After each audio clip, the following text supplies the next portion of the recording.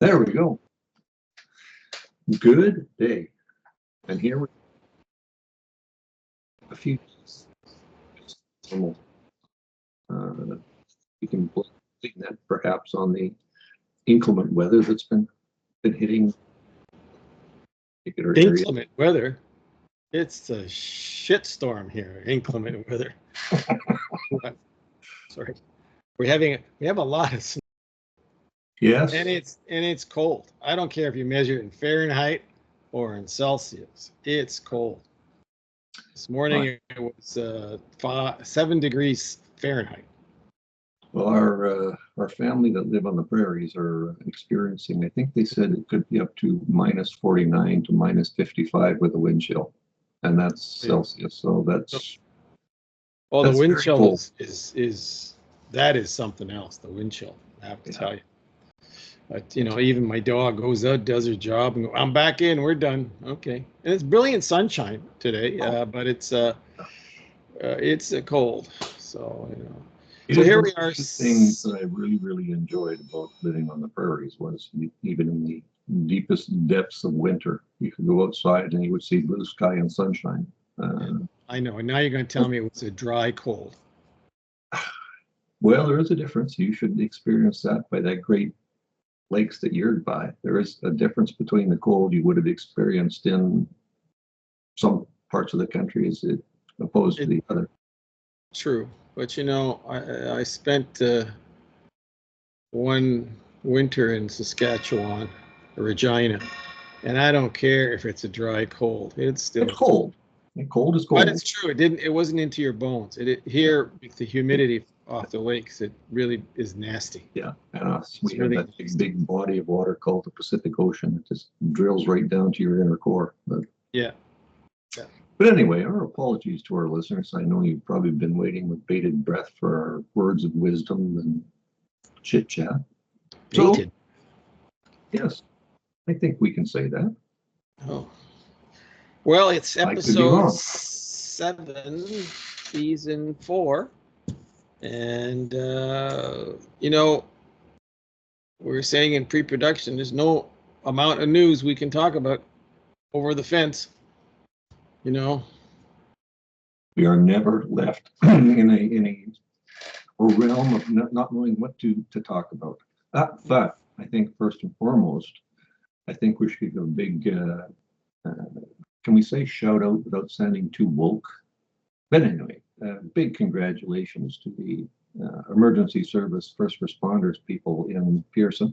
The wonderful job that they did.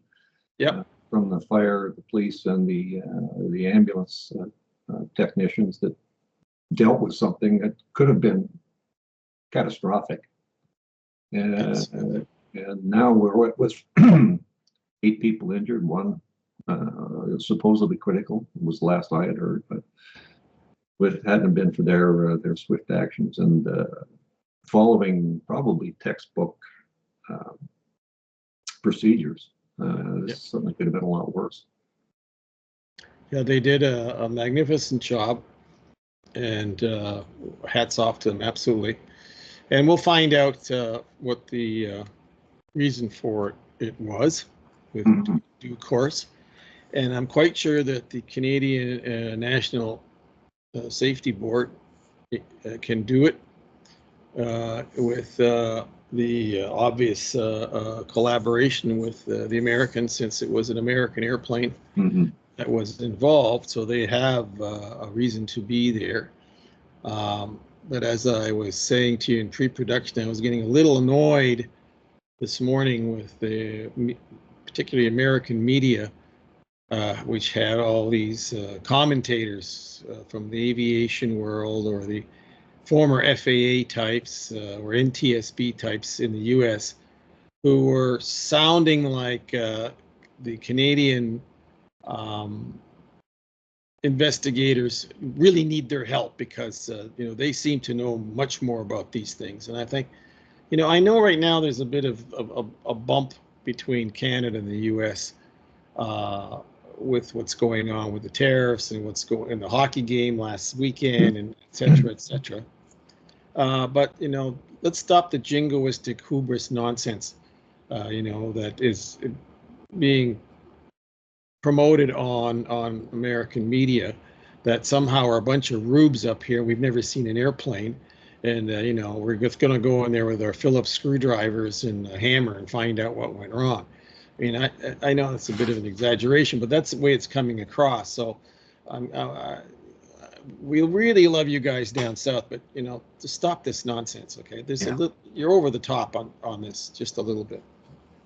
And it's not like, if we can't find an answer, we're going to go out and get some goats and chickens and sacrifice them for an answer. So, yes. Take my chicken, I take your goat. Anyhow, yeah. So anyhow, we got, but yes, to our friends in Toronto, first responders, hats off. Absolutely. You guys did a magnificent job. Yes. And I guess that sort of leads into other issues that we've got. And, we probably could beat the terrorists to death. We could probably beat all kinds of things to death. And I guess the bottom line to that is that I can't really say it with a straight face, but better minds than yours and mine are working things through. Where are you going with this? I don't know. We've said it before. Are there any adults left in the room here? And I'm really seriously beginning to doubt that. It goes back to many talks we've had about that issue. We've had many talks about the attention spans of goldfish, and it just seems to exacerbate itself. Well, which room are you talking about? And I don't think it really matters. Oh, well, are you referring to Melanie Joly, our foreign minister, who's giving lectures to the Europeans about how Canada has smacked the bottom of Donald Trump? Was that one of the rooms where there were no adults? You could start in that room, and you could just expand outwards, and like the universe and its ever-expanding role. I don't know if we'd ever get to the room that has the actual adults in it, but. Well, look, apparently we don't know where $17 billion has gone to. We don't even have a Doge in this country yet. Apparently, there's 17 billion that, what does it say here? They spent on external consultants. Mm-hmm. And one of the consultants was one of the people who want to be anointed as the next leader of the party that's done this $17 billion disappearing trick. Hark, not Blarney Carney. I used to get into discussions with friends about politicians. And our one good friend, who has subsequently passed away, said, we don't get politicians because we're not paying them enough. And I'm thinking, you could pay $1 million a month to these people, and you still wouldn't get the best person for the job, because the best person for the job doesn't want it. It goes way, way back, isn't it? You never give power to somebody that wants it. So, I don't know. I certainly don't want the job, and I'm not in the running. And if I'm elected, I won't run. I won't do the job. I don't know what the answer is. I think that some people go down there with a naive tack that they're going to change the system, and they're going to be the force of good, and they find out that the system is just too big, and the next thing they know, they're sitting at the pork barrel along with everybody else. Well, it's corruption and unethical behavior and whatever has never been too far from politics. The history books are full of the occasional honest politician, but I'm sure they had some lumpy carpet somewhere. Maybe not as lumpy as the other guys. Yeah. But politics is all about compromise, and so at the end, that person or a group of people might do something good, generally speaking, but they had to screw over somebody somewhere along the line to get there, Yes. and that person would be vexed, even though it for the like, what is it in Star Trek? We say for the needs of the many are Right. And the needs of the many outweigh the rights of the few. Something like. yeah, well, yeah, exactly.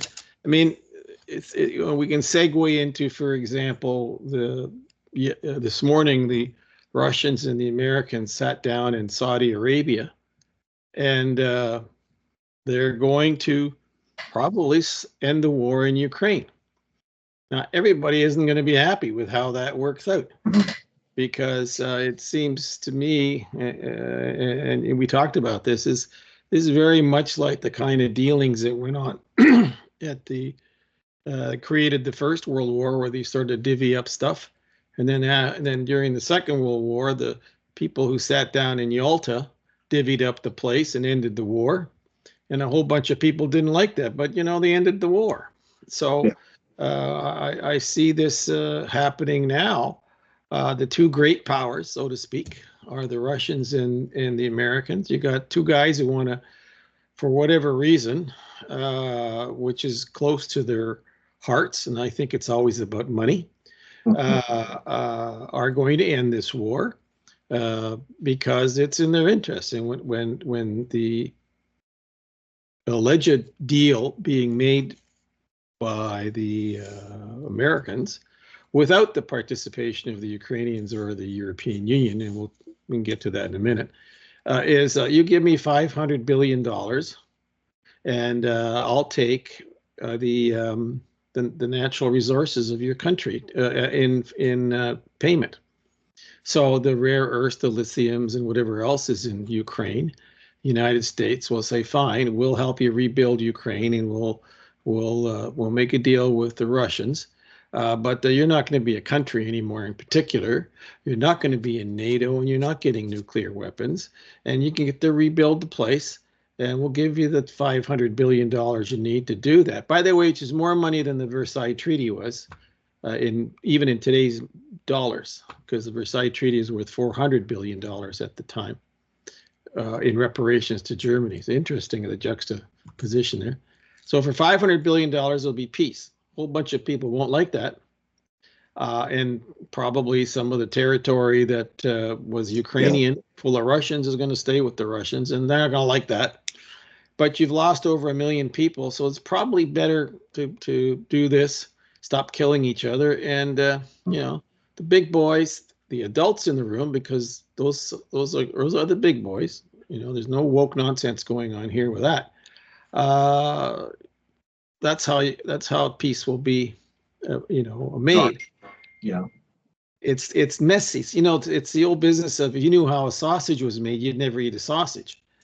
So that's how the sausage is made for peace. Now, in the meantime, from what we're able to glean from the international press and what have you, is that the Europeans are running around stamping their feet that they're not involved. Well, maybe if they'd spent their own resources and their own people with skin in the game, they might be at the table, but they're not. They're just a bunch of spoiled brats, essentially, with the exception of apparently the Prime Minister of the UK. He's all dressed up in various military garb, because he's going to be going over to Ukraine to look after things. It's kind of silly. So they're out of the picture.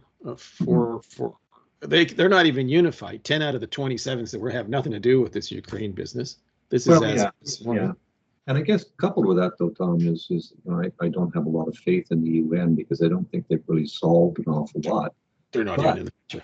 I don't think that you should be sending in any troops from Europe to do any kind of peacekeeping without some kind of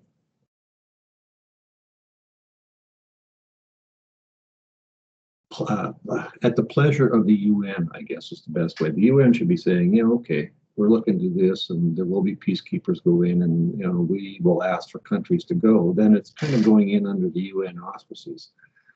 But for countries to stand up like Britain and say, we're just going to send our people in there to do peacekeeping, kind of flies in the fact of the whole issue of why the UN was set up in the first place. Well, I think the UN is We're- irrelevant. But in this case, they've done nothing except have a place to yak in New York for the last 4 years. But I mean, the UN's track record of solving crisis is terrible. Mhm. It doesn't come close to the the ideas of the UN, which were signed in San Francisco, at the end of the war in '48 or whenever the UN Charter was signed. That doesn't work anymore. It's become in and of itself has become a highly corruptible and corrupted organization. It really comes down to the big boys have to solve the problem. Now, whether they get some role wherever, I mean, they have no role in the Middle East. Just to digress for a second. I mean, look at the mess that they've managed to maintain since '48 in the Middle East. Okay, UNRWA, as for example, the most corrupt bunch of UN types you'd ever want to come across. Personally, I can tell you that I was there. I saw with my own eyes. The UNRWA was nothing more than a terrorist training camp, which was funded by the UN. I might say, ironically enough, most of the money came from the very places that the terrorists in training would attack. That's where the money came from to keep this thing going. I mean, why is it that the UN has been incapable of dealing with Cyprus? Cyprus is still a divided island after all these years. Remember, Canada was there for almost 30 years. On peacekeeping, that they never solved it. UN has in actual fact been unable to solve anything when it comes to military conflict.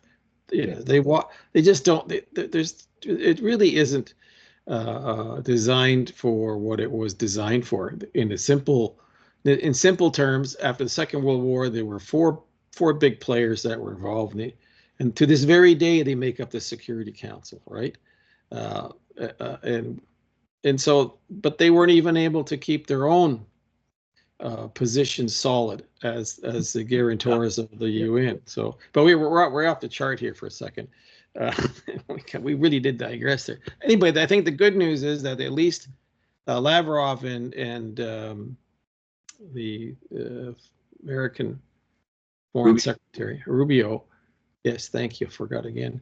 At least they're talking. It looks like, from what I saw this morning in various press reports, it was a 4-hour meeting that went well, and it's the first time in a long time they actually sat down face to face.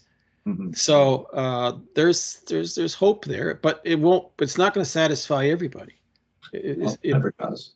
Never does. Well, this particularly won't, because the deal that's on the table, is straight. It's all about money. There's some geopolitical talk involved, which is Ukraine will not be in NATO, and it will not get nuclear weapons.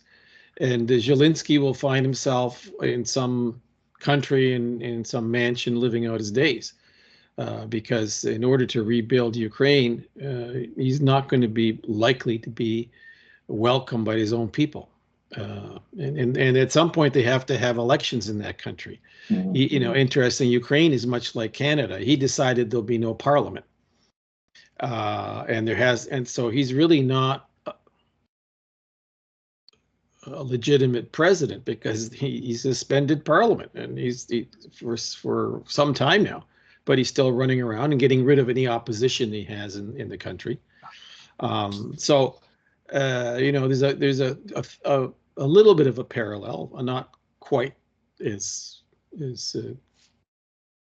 reflective as in Canada, where blackface decides to prorogue Parliament. But we basically have a government that is dysfunctional. There is no Parliament in this country. Hasn't been now for months. Since the last election, we really haven't had a functional government. But well, that's right. And then these guys have already. What did I say? There's already 35 or 36 members of the government that have quit, or have said they won't be running in the next election, whenever that is. So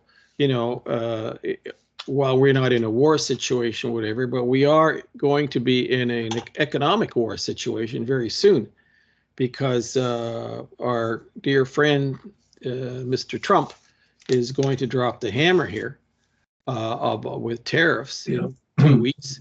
And we've done very little to prove that, at least not we, but the government has done very little to prove that the issue of the fentanyl factories and the drug trafficking and the illegal migration, or the migration into Canada, has been stymied. In fact, this morning I read that we're even bringing in more people under refugee and straight migration numbers. There's no, when the Minister of Immigration, Steve's going to cut the numbers, he essentially lied, because the numbers aren't being cut.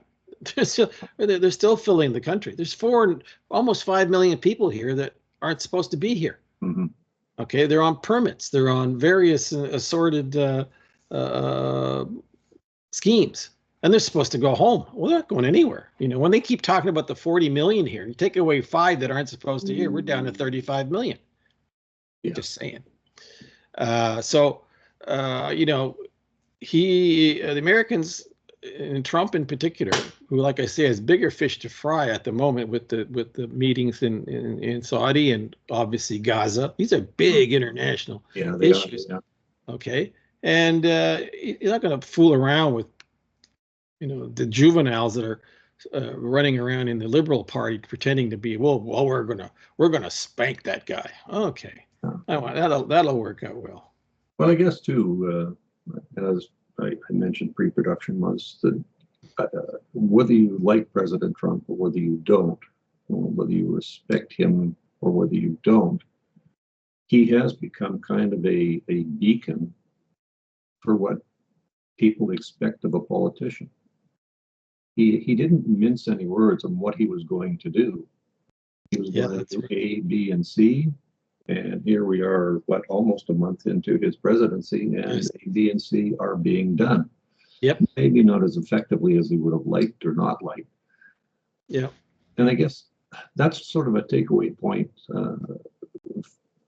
for politicians. You know, get down and find out what the issues are and see what you can do to deal with them.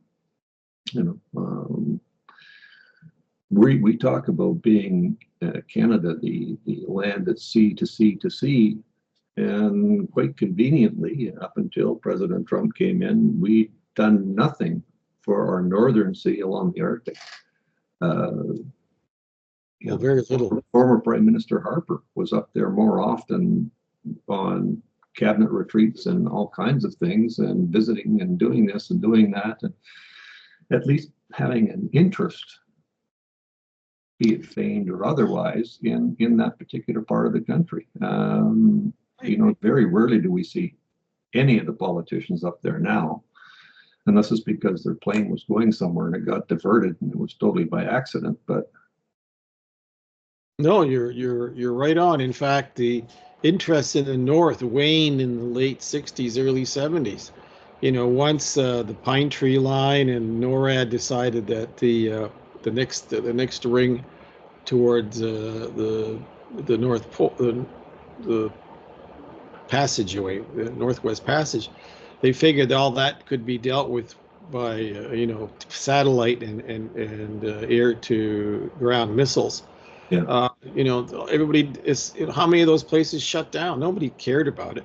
And at the time, they weren't particularly concerned about the resources that were up there. Now we have a resource hungry world, and there's all kinds of stuff under there, which, by the way, I'm quite sure has crossed the mind of the folks who are promoting this manifest destiny that Trump is onto.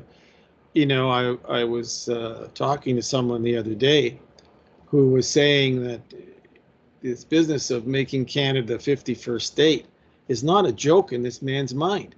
He spends almost as much time it was Steve Bannon. That's all right. Who was going on in an interview with Brian Lilly of the Toronto Sun. That's what it was. And he said it preoccupies him almost as much as these other serious things that he, as president of the United States, is the only real superpower, has to deal with. But he's got a fixation with this 51st state business. So it's anybody who poo-poos this as some sort of just he's making jokes. This is no joke.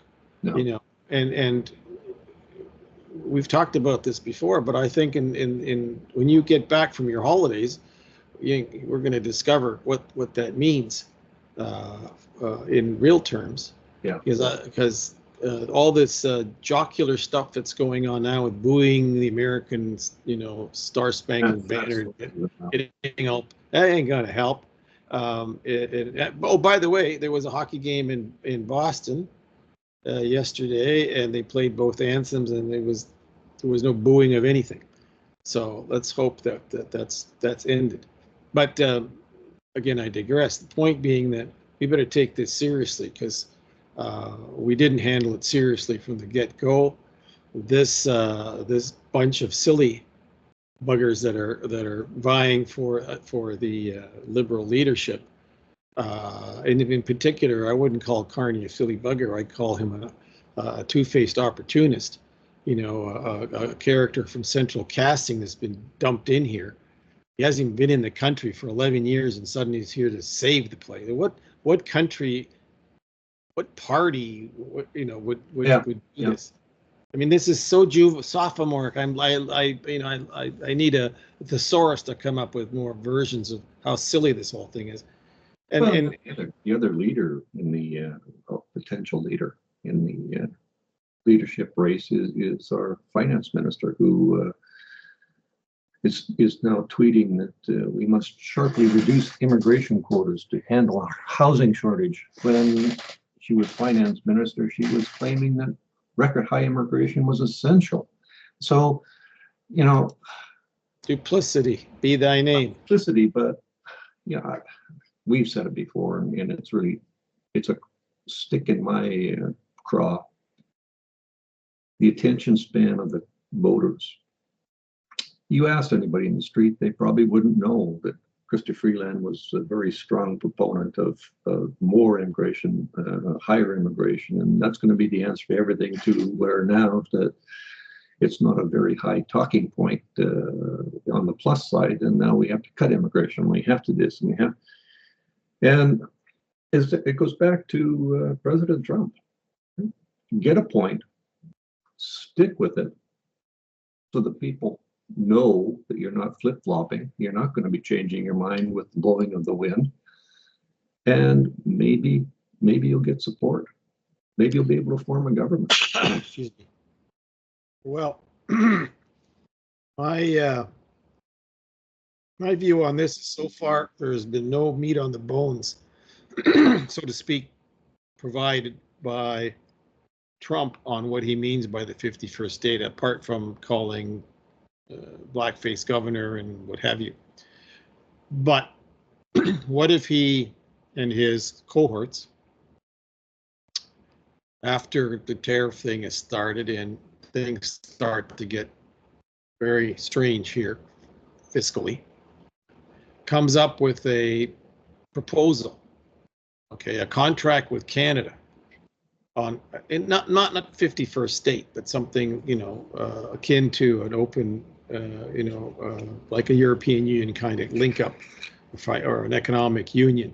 You still get to prance around in the UN, but our cans will be economically tied, and militarily tied, and foreign policy wise tied to them.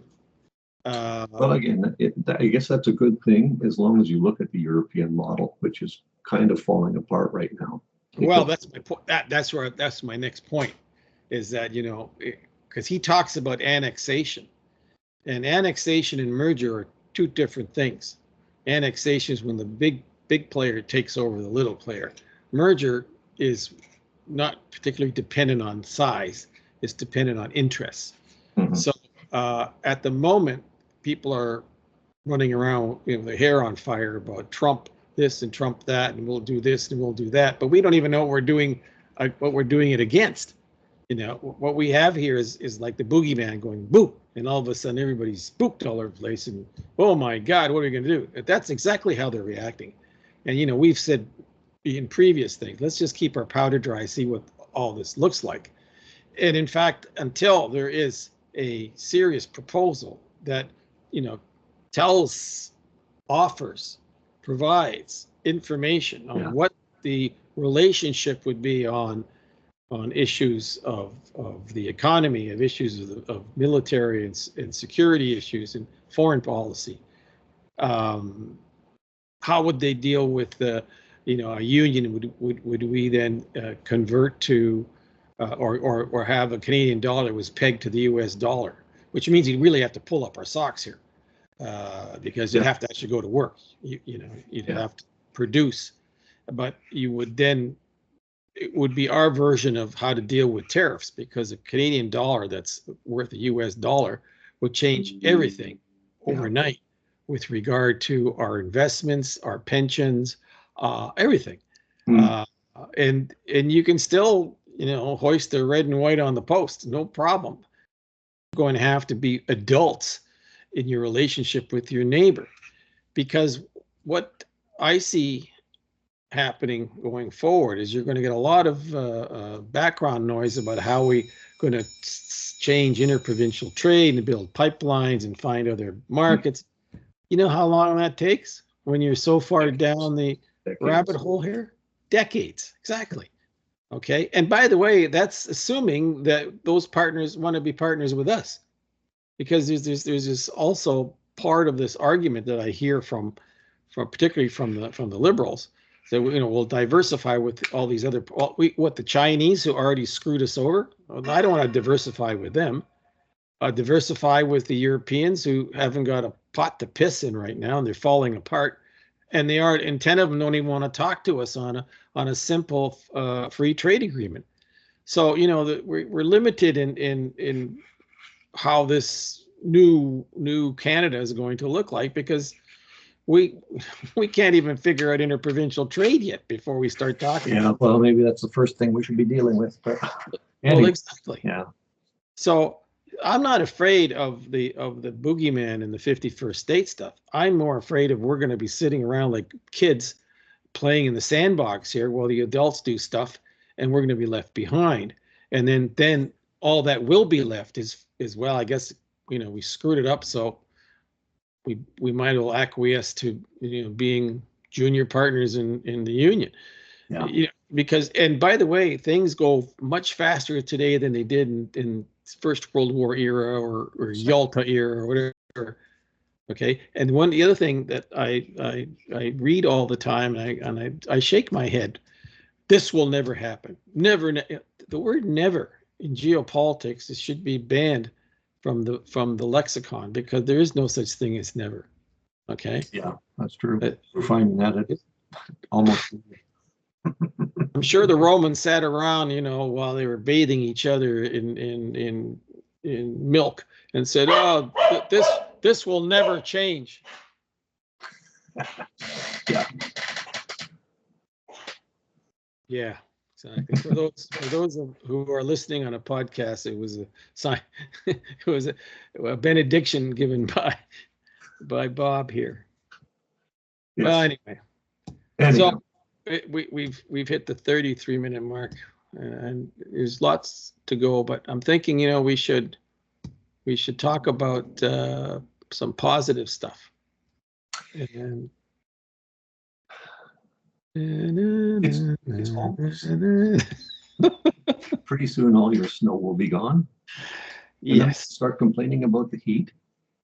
Well, I've never complained about the heat. I've never done that. But no, I think we're lucky that you know, we're still able to talk about it, and I think that's positive. I look at some of the craziness that's going on in Europe, where they want to censor everything that is on the internet and it's in their newspapers, and they're doing a lot of goofy stuff over there, which I hope never gets any traction over here. Well, yeah. Well, you know as well as I do, given our past employment history, I guess, that whenever you try and ban something, The bad guys have already found a way to work around it. Oh, So ban the net. Go ahead, ban, censor, do everything you want. All yes. that's going to do is just increase the dark web. You know, it's Exactly. Exactly. you know, prohibition didn't work. Nope. Shutting down prostitution didn't work.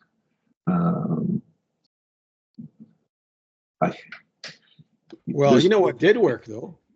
The approval of illicit narcotics and the personal use of marijuana, that all worked.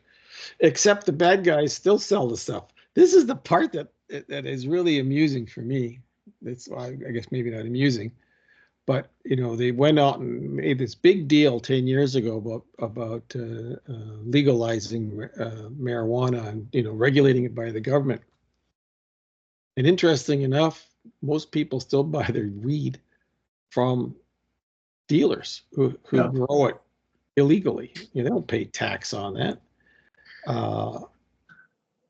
Well, and I'll tell you, it's an El Dorado for the First Nations in this neck of the woods because we've got more pot dispensaries, and so it didn't change very much as far as the illicit use of marijuana. It just gave you two alternatives. A nicely packaged version and the one that's delivered to your house by some guy you don't really want to know too well. And it happens to be riding a bicycle. Yeah, exactly. Quicker getaway. So it's and now they're having other harebrained schemes about the universal basic income. Like, where are we living? We sit around on my duff and I'll get paid. No, that's not going to work. And so they're like worms on a hook, trying to sell us. Yeah, please. Yeah, exactly. We're going to bite on that. I don't think so. Anyhow, when you get back from your holidays, we'll be living in the new world order. You'll see. Well, you never know. In the meantime, I'll carry on. Yeah. The time your way with. I'm hoping to have a guest on who will tell us about her experiences with unions. Mm-hmm.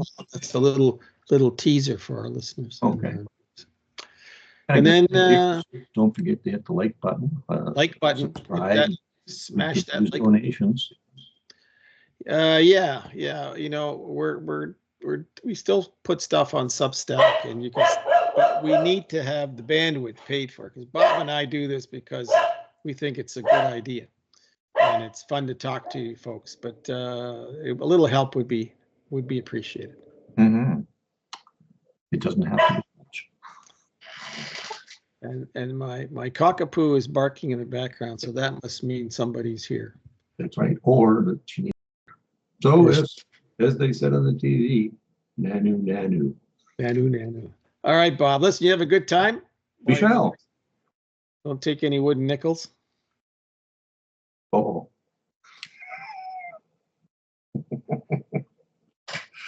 I'll have a safe holiday.